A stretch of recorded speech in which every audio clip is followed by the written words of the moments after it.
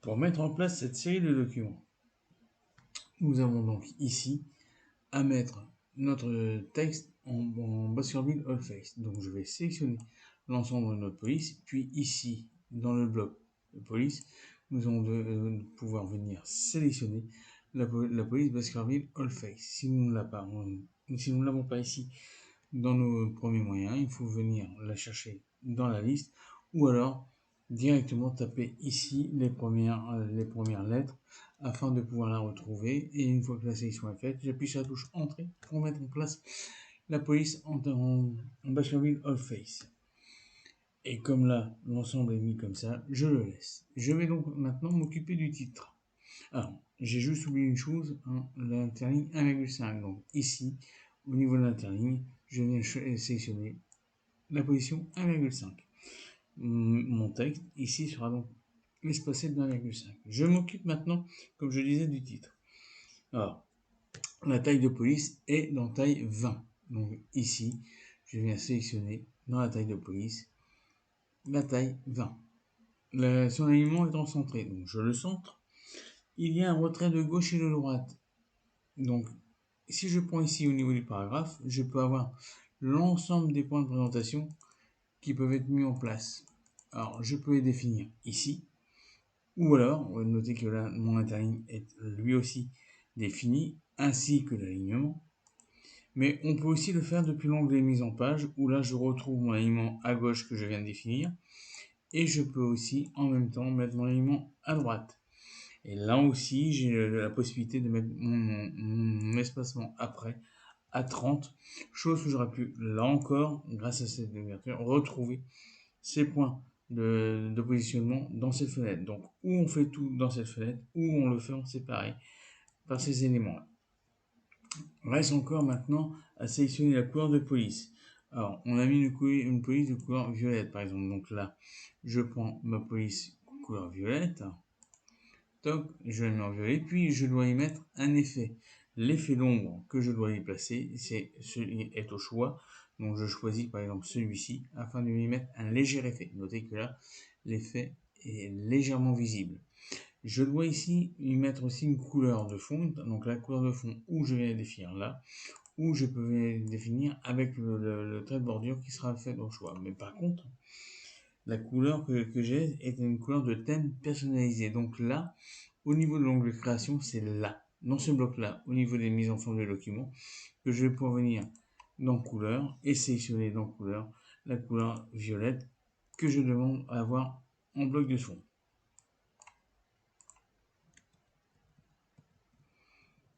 Et là, lorsque je viens sur violet 2, qui est la couleur du thème demandé, je clique pour arriver à le mettre en place.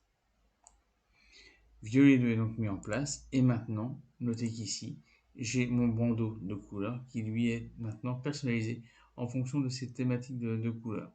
Ce qui fait que lorsque je demande à voir dans la thématique ma police en plus clair, en plus sombre, accentuation de 50%, et ben c'est celle-ci qui est à mettre en place.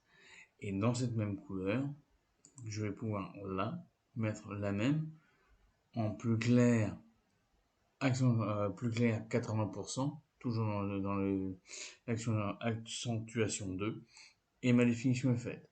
J'aurais très bien pu aussi les avoir de ce menu dans les bordures et trames afin de définir dans ma trame de fond la couleur de remplissage qui est exactement la même, mais c'est ici au niveau des bordures que j'aurais pu choisir le type de trait qui est au choix, mais à remettre là encore dans le même type de couleur, en plus sombre 25%, avec une taille à 2,15. La définition est placée, je fais OK. La mise en forme est faite, et comme je vais m'en servir dans d'autres documents, ici vous voyez que j'ai dans mes styles de titre la possibilité de définir la base du titre. Je fais un clic droit de souris afin de pouvoir mettre à jour titre pour correspondre à la sélection. Et maintenant, tous les titres de ces documents-là seront mis dans la même forme.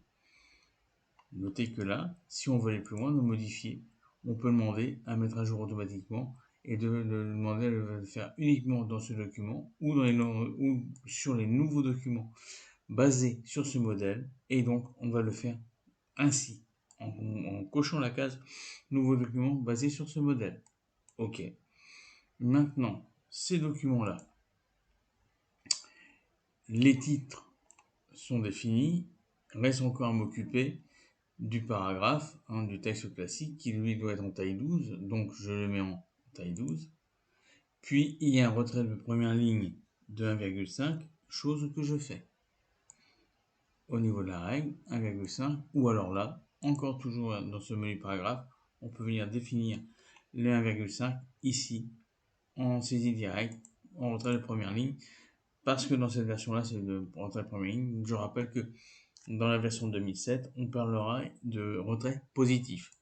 Je valide par OK et mes textes sont mis ici en place. Attention de vérifier que la sélection du titre n'est pas, elle, décalée 1,5. Ça peut arriver si jamais vous avez défini l'ensemble du texte avec un retrait de 1,5 à l'ensemble du texte dès le départ.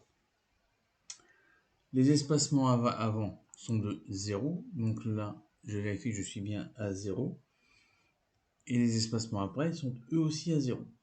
Par contre, pour mon titre, je rappelle que l'espacement après était de 30. Donc quand je clique sur le paragraphe, c'est fait. Enfin, tous les termes informatiques sont de couleur rouge. Donc je regarde si j'ai des termes informatiques dans ce document.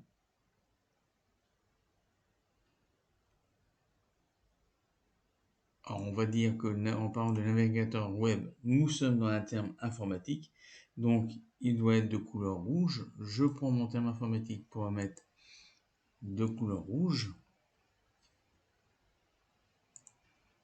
Non seulement il doit être en couleur rouge, mais il est souligné par des pointillés en bleu. Donc je vais mettre mon trait de soulignement simple, mais je dois revenir dessus pour définir cette fois-ci la couleur bleue de soulignement et noter la présence de la couleur exacte dans l'infobule.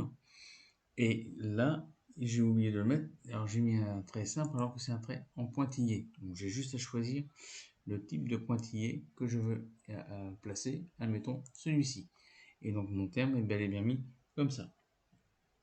Et il doit être non seulement comme ça, mais il doit être en gras et en italique. J'ai plus qu'à le mettre en gras et en italique.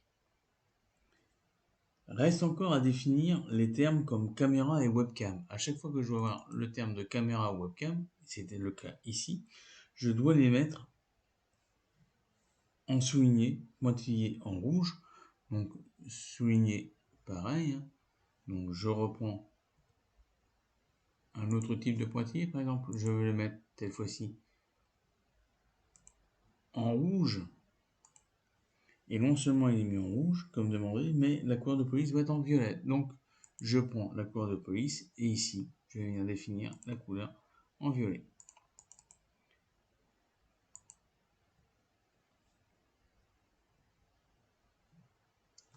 La couleur violet est sur cette position. Je vérifie, le terme doit-il être en gras ou autre chose? Non, ce n'est pas le cas. Mon texte est bien mis en place. L'alignement est bien centré pour le titre. L'alignement ici est bien mis en justifié pour le paragraphe.